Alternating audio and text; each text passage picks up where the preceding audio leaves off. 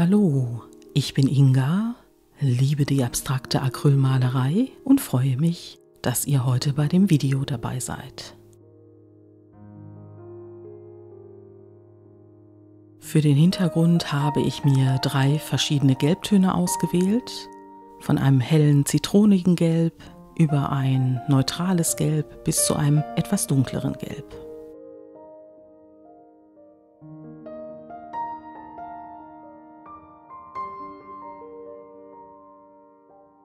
Die 3 Farben habe ich direkt aus der Tube bzw. Flasche auf die Leinwand gegeben und habe damit keine einheitliche Farbgebung, aber ich werde dafür hellere und dunklere Gelbtöne auf meiner Leinwand haben.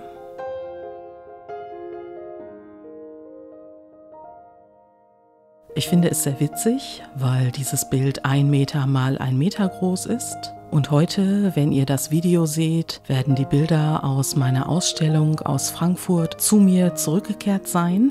Und das letzte Bild, was ich für die Ausstellung gemalt habe, hatte einen ähnlichen gelben Hintergrund. Dann trockne ich die erste gelbe Farbschicht mit dem Föhn an, damit sich das Gelb mit nachfolgenden Farben nicht vermischt.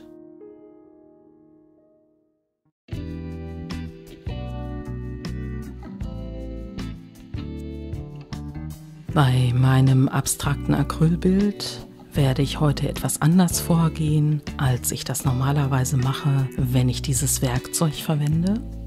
Wie ihr seht, habe ich die Farbe direkt aus der Tube auf die Leinwand gegeben und ziehe dann mit dem Rakelwerkzeug meine Bahnen.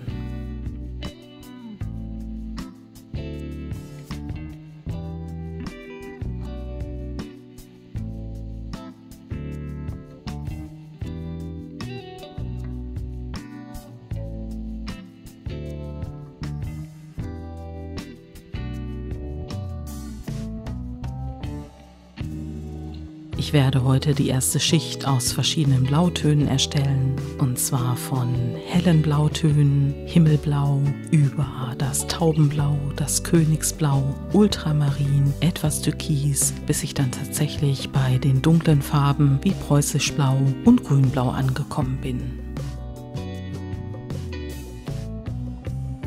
Das Ganze mache ich erstmal in absolut willkürlicher Reihenfolge, um ein schönes und lebendiges Muster auf dem gelben Untergrund zu erhalten.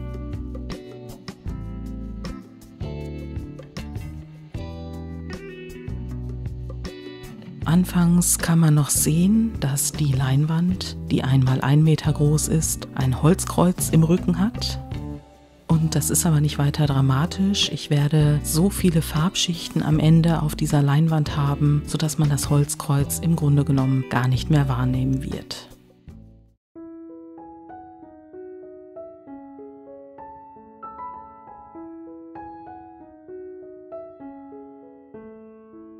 Tatsächlich verwende ich in dieser Farbschicht auch ein Cremeweiß, einfach als Unterstützung der Blautöne, sodass sich die ersten Farbmischungen ergeben.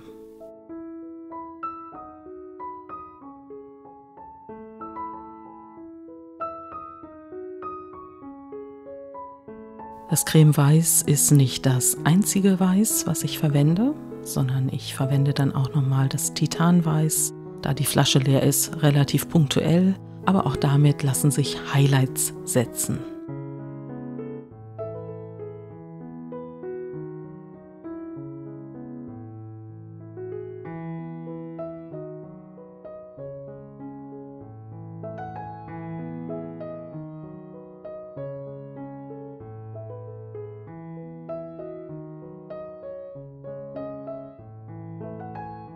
Ich bin ziemlich vorsichtig beim Drehen der Leinwand, weil rechts und links noch etwas steht, die Leinwand auch sehr groß ist und natürlich mit jedem Farbauftrag auch schwerer wird. Das Format 1 x 1 Meter ist so ziemlich das Größte, was ich auf diesem Tisch machen kann, zumindest wenn ich für euch mitfilme, denn hinter dem Tisch ist nicht mehr viel Platz, da kommt dann die Wand. Ich zeige auch deshalb keine größeren Formate, weil ich das einfach gar nicht abbilden kann.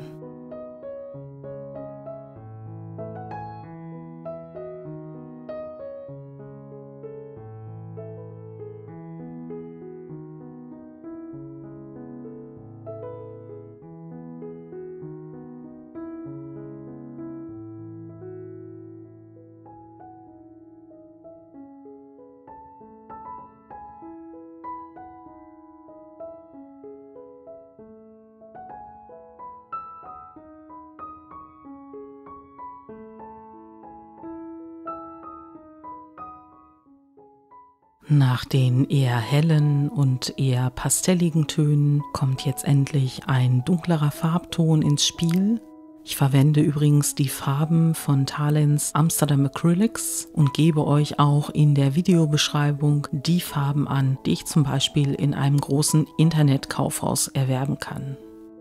Natürlich findet ihr im Künstlerbedarf sämtliche Farben, die man auch bestellen kann. Da lohnt es sich auch immer zu gucken und die kommen dann auch sehr schnell und es sind auch bisher immer die richtigen Farben gewesen.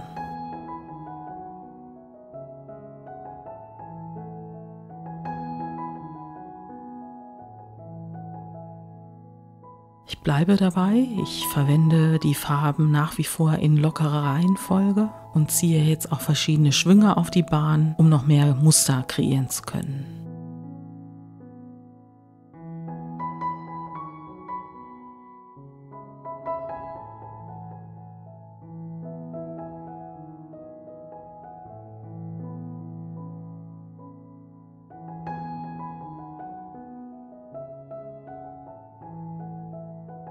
Letzten Endes entsteht so auf dem Bild ein dunklerer Bereich, der etwas mehr von dem gelben Hintergrund preisgibt und ein hellerer, pastelliger Bereich, über den ich dann auch nochmal mit der Farbe, die unter dem Werkzeug sich bereits befindet, darüber gehe.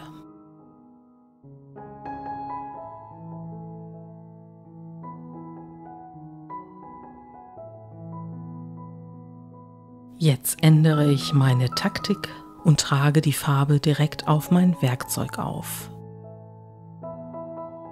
Ich habe es die ganze Zeit nicht gesäubert.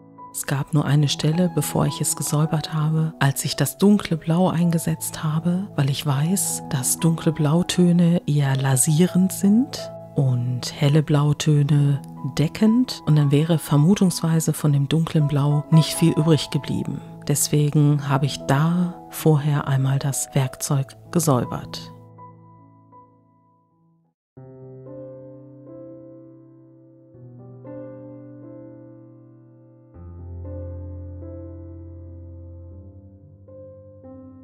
Mit meinem blauen Farbauftrag bin ich soweit fertig und auch sehr zufrieden. Ich hatte mir danach überlegt, mit welcher Farbe ich weiterarbeite und habe dann zu 2 Metallic-Farben gegriffen. Und zwar verwende ich jetzt Silber als helle Metallic-Farbe und Zinn als dunklere Metallic-Farbe. Und dabei verwende ich die helle und auch die dunkle Metallic-Farbe passend zu den dunklen und hellen Blautönen.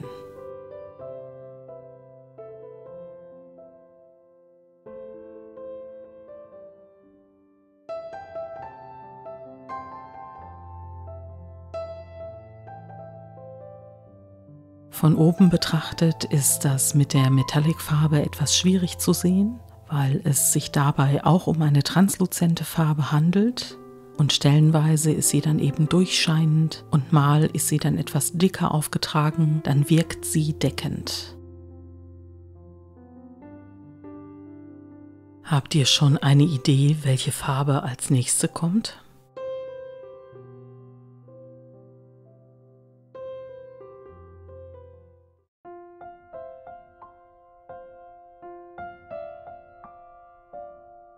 Hand aufs Herz, wer von euch hatte gedacht, dass es grün sein könnte?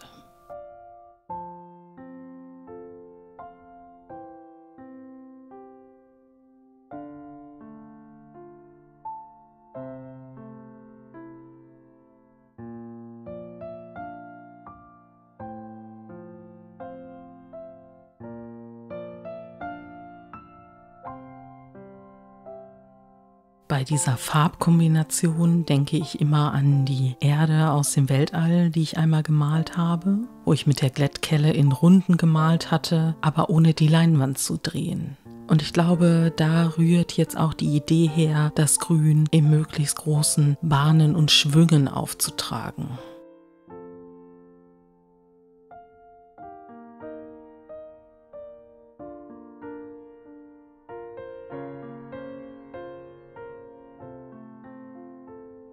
Ich verwende 2 verschiedene Grüntöne, die sich natürlich mit den Blautönen jeweils mischen. Und das eine ist das Olivgrün und das andere ist das Brillantgrün.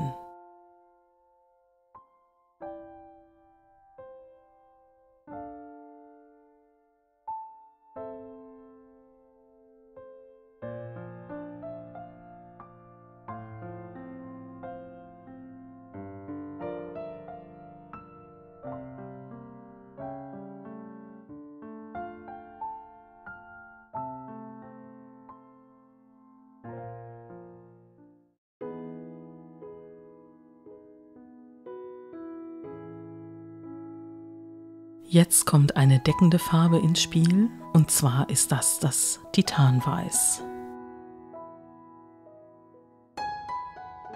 Ich habe die Farbe extra gewählt und nicht das Titanbuff Hell, was ich auch gerne als Cremeweiß bezeichne, weil ich möchte, dass diese klare weiße Farbe sich zum einen von den bereits auf der Leinwand befindlichen Farben abhebt und zum anderen mit den Farben interessante Mischungen eingeht.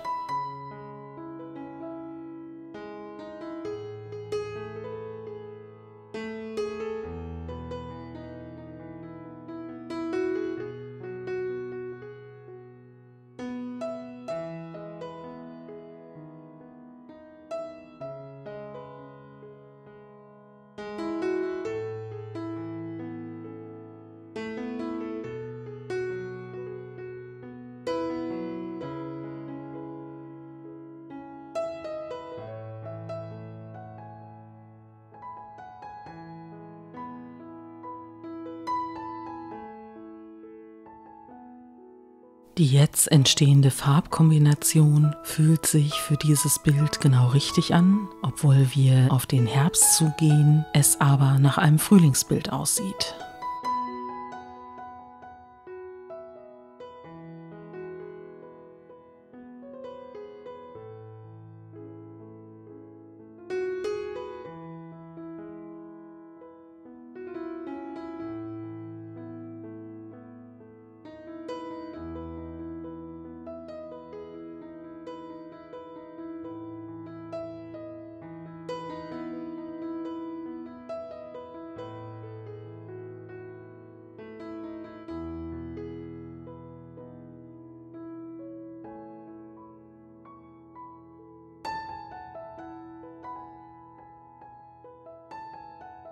Ich vermisse nichts auf diesem Bild.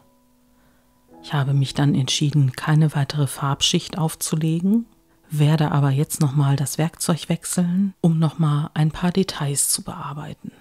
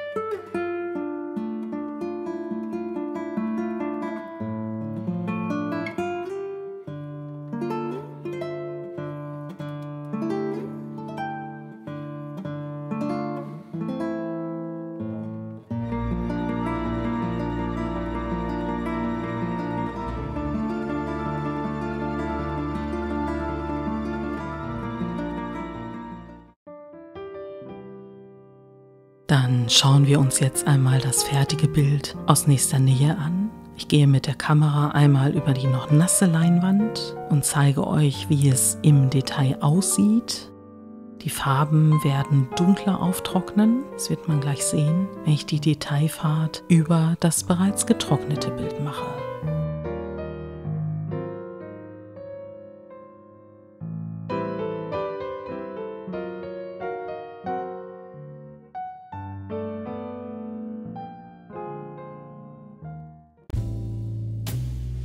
Im getrockneten Zustand sieht man jetzt wunderbar den Kontrast zwischen den hellen und den dunklen Tönen. Es gibt viele Stellen, an denen die gelbe Hintergrundbemalung noch durchschimmert. Hier wird es nicht so deutlich, aber gleich, wenn das Bild an der Wand hängt, dass auch die Metallic-Farbe wunderbar zu sehen ist. Mir gefällt diese Farbkombination richtig gut, was ich anfangs aufgrund der gelben Hintergrundbemalung vielleicht nicht gedacht hätte, aber es hinterlässt an der Wand einen richtig guten Eindruck.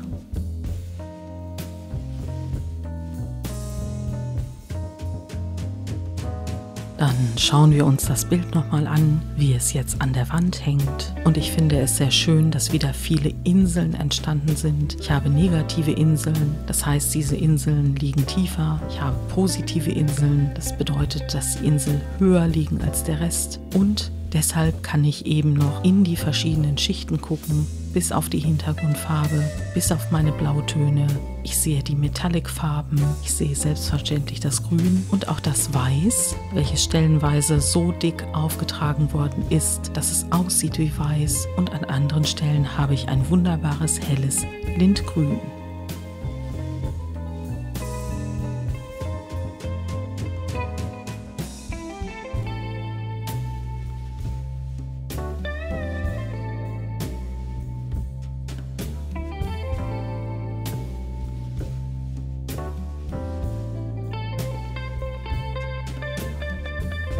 Ich muss mir nochmal Gedanken machen, wie der wöchentliche Ablauf sein wird, weil ich jetzt die Bilder zurückbekommen habe und die noch auf Singulat integrieren möchte. Dann werde ich irgendwann Urlaub haben und dann gibt es beruflich noch einige Dinge zu tun. Aber ich denke, nächste Woche wird es zunächst einmal, wie versprochen, ein neues Video geben.